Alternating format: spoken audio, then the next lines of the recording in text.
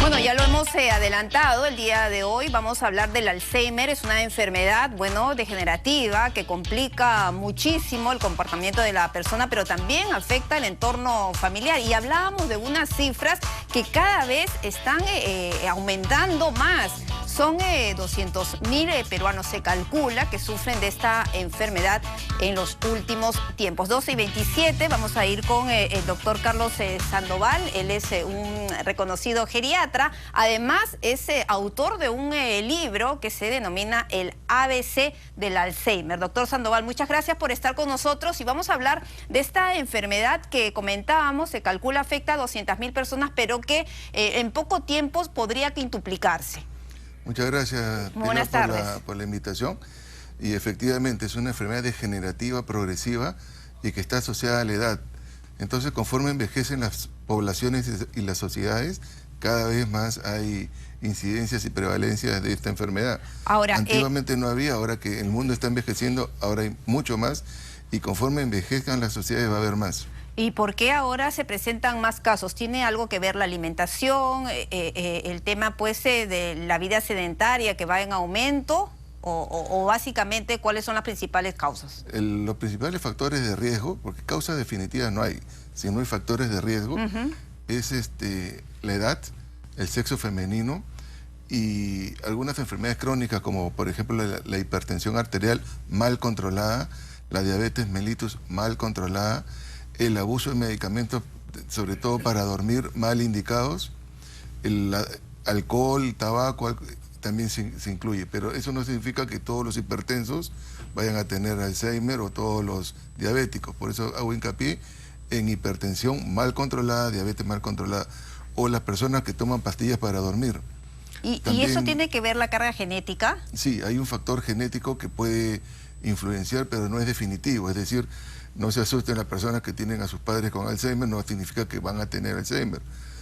Significa que podrían tener Alzheimer porque es una posibilidad más. Ahora, esta enfermedad empieza con síntomas sutiles. ¿Cuáles son estos? Al inicio son trastornos de la memoria inmediata, es decir, lo reciente. No se acuerdan que almorzaron. Me olvidé el llavero, dónde dejé mi lapicero, dónde dejé mi celular. ¿Ese tipo de olvidos?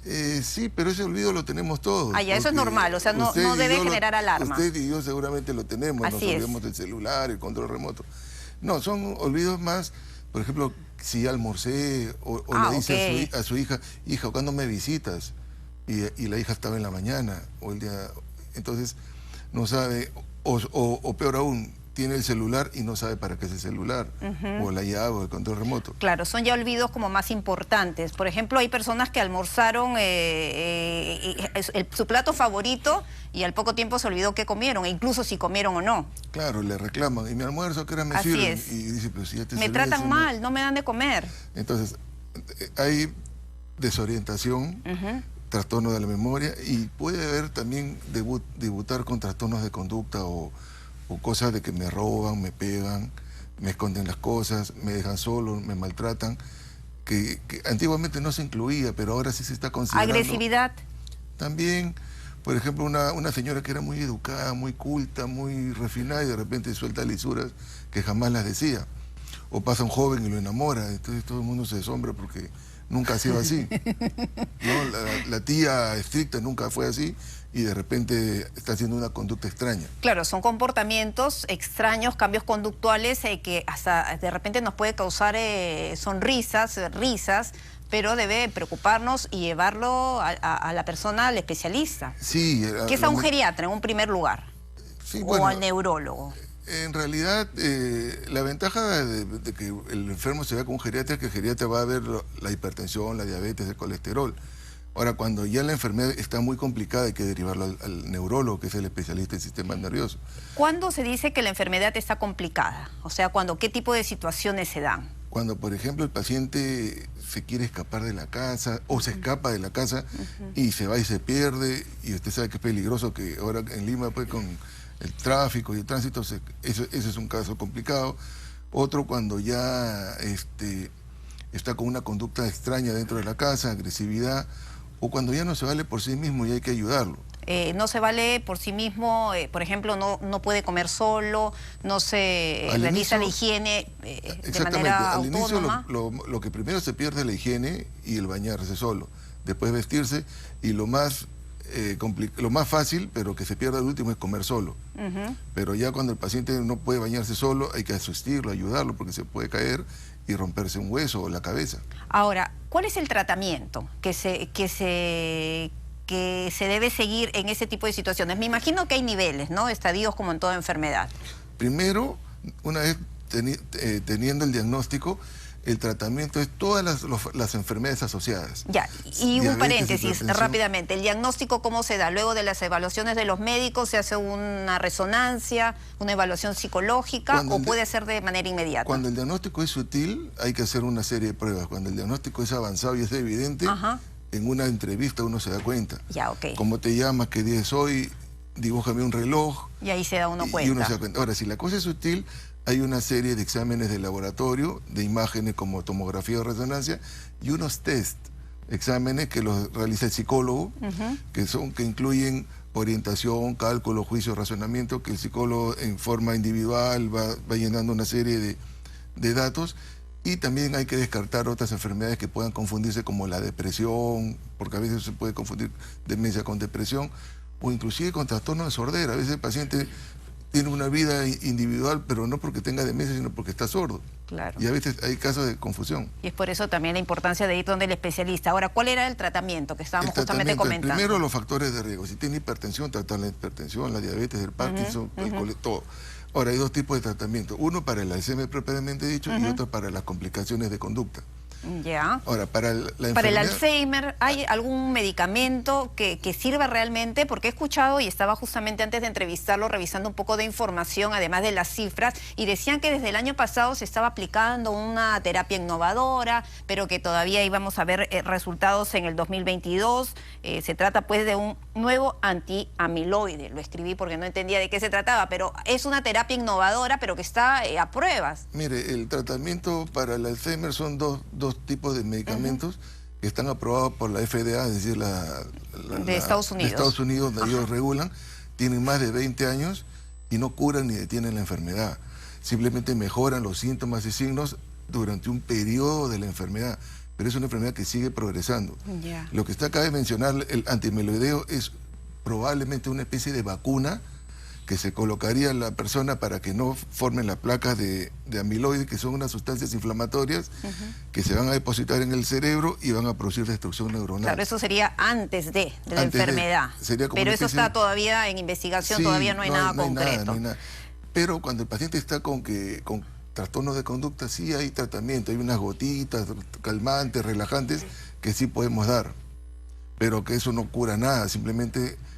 ¿Son como paliativos? Calma la conducta agresiva, claro, extraña, no va a haber una cura. Y nosotros como familiares en la casa, ¿cómo podemos ayudar? Bueno, me imagino pues definitivamente dándole una alimentación saludable. Bueno, por un lado nos olvidamos un dato fundamental, que es el tratamiento no farmacológico. Porque el tratamiento farmacológico, ya lo dijimos, el no farmacológico es donde incluyen una serie de profesionales de la salud, como el psicólogo, que hace terapia cognitivo-conductual, el terapeuta ocupacional, que hace tratamientos de memoria. Eso también lo podríamos hacer en la casa, con estos libros para pintar, para colorear, tipo mandalas. ¿Eso ayuda? Las mandalas. Mandalas. Sí, esos son muy buenos, porque mantiene orientación. Y un dato importante es la musicoterapia, por ejemplo. La música se baila, se escucha y se canta.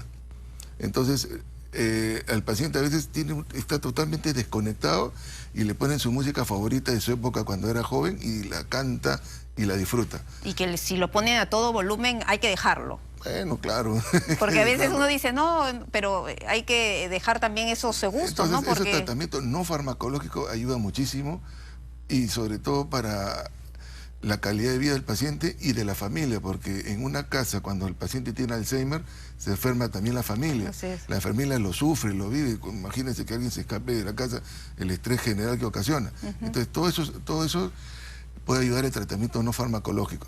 Y ahora usted dijo un dato muy importante sobre, a veces tomamos como chiste algunas cosas y decimos, ya estás con el alemán, que te estás olvidando las cosas, y en realidad es una enfermedad muy seria. Es muy seria, definitivamente, y degenerativa, o sea que va avanzando. Es progresiva, crónica e invalidante. Entonces, mañana es el Día Mundial del Alzheimer. ¿Y cómo podemos aportar? Y entonces, primero, yo le diría y le pediría a las instituciones del Estado que tomen más conciencia de esto, porque en realidad hay muy poco a nivel del Estado. A nivel del Estado creo que incluso no se dan los medicamentos, el tratamiento farmacológico es el más adecuado, creo que no sé. Salió la ley del Alzheimer, ahora no hace mucho, este año, y que incluye tratamiento farmacológico y también capacitación a los cuidadores, porque el cuidador es el que va a asumir la responsabilidad de la carga. Está en el papel, pero todavía no se aplica. Pero, por ejemplo, en el Ministerio de Salud no existe una dirección del adulto mayor, menos del Alzheimer. Estoy hablando del adulto mayor. Y cuando estamos hablando pues de cifras preocupantes, 200.000 personas por lo menos que sufren de Alzheimer. Sí, en el 2050 se va a triplicar, o sea que estamos en algo muy serio. Ya muchos países se están tomando en consideración. ¿Y a qué edad? ¿Esos síntomas sutiles cuándo pueden empezar? A los 60 años el 1%. Ya. Y a los 80 años el 20%. 20%. O sea, conforme progresa la edad. Y a los 90 años entre el 30 y el 40%. Y decía al inicio de la entrevista, doctor Sandoval, que afectaba esta enfermedad más a las mujeres. ¿Por qué? No se sabe. Hay una relación de 3 a 1. ¿De 3 a 1? En el Alzheimer sí. Se ha investigado probables causas, que por ejemplo, que la mujer a partir de la menopausia cae la hormona, y la hormona femenina podría ser una causa, pero no se ha determinado. Otra es porque la mujer vive más.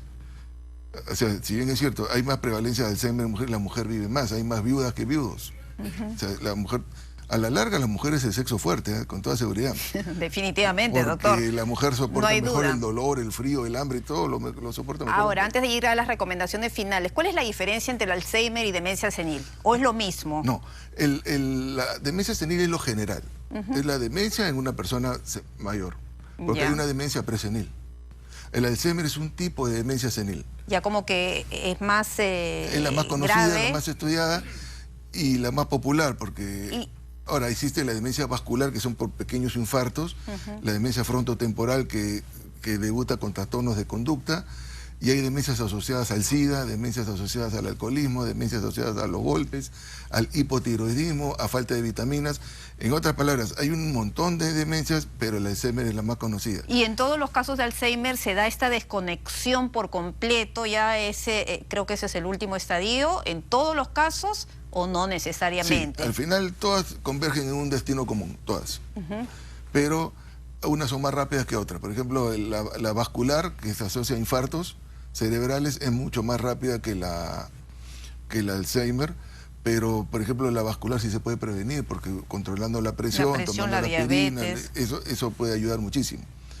Entonces, el destino sí es a la larga la desconexión, pero la idea es de que el paciente mantenerlo ocupado y activo, Eso es muy importante. Sí, porque si lo tenemos desconectado por nuestra parte en un cuarto oscuro sin estímulos, esa enfermedad va a avanzar más.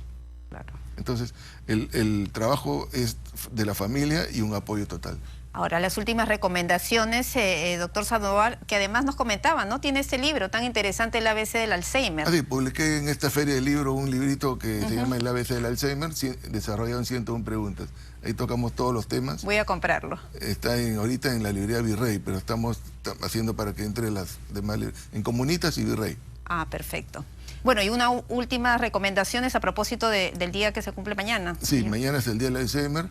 Decir de que si bien es cierto no hay un tratamiento y no hay una cura, sí hay esperanza. La investigación sigue, que el paciente adulto mayor sepa que cuenta con su familia, porque la familia es el soporte fundamental. Y pedirle a las autoridades del gobierno, ¿no?, para que implementen ya programas nacionales de Alzheimer y de demencias en general. Claro que sí, doctor Sandoval. Muchísimas gracias por habernos acompañado esta tarde. Y bueno, de esta manera, 12:41, tenemos que cerrar nuestro bloque Más Salud.